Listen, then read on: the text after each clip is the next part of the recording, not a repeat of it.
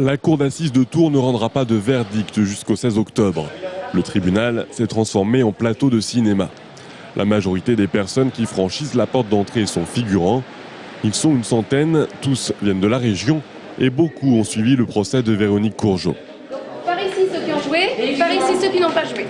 À l'intérieur d'un bureau transformé en salle de maquillage, Gaëtan Vassard prend les traits de Jean-Louis Courgeot, l'un des protagonistes clés du procès de sa femme qui a défrayé la chronique.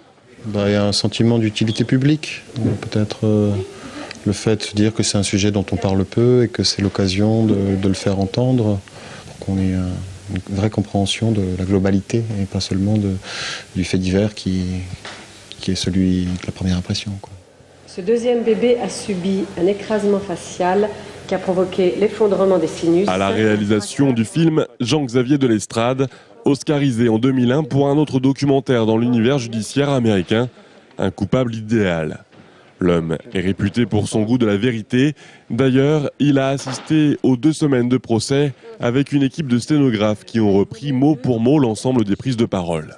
C'est un théâtre fabuleux où se révèle la complexité de l'humain.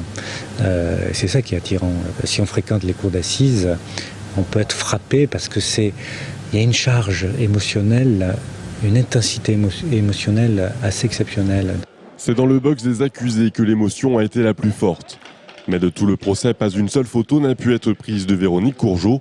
Le travail d'Alix Poisson qui l'interprète a été d'autant plus compliqué. Et pourtant, malgré l'absence de ressemblance physique, les attitudes et les expressions sont bel et bien là.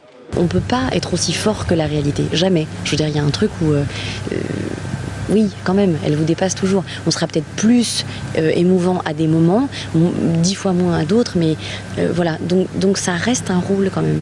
La partie fiction sera complétée par des images prises au moment du procès, ainsi que des interviews des véritables protagonistes. Pour l'heure, le film s'intitule « La fille du silence ». Il sera diffusé le 7 décembre sur France 3.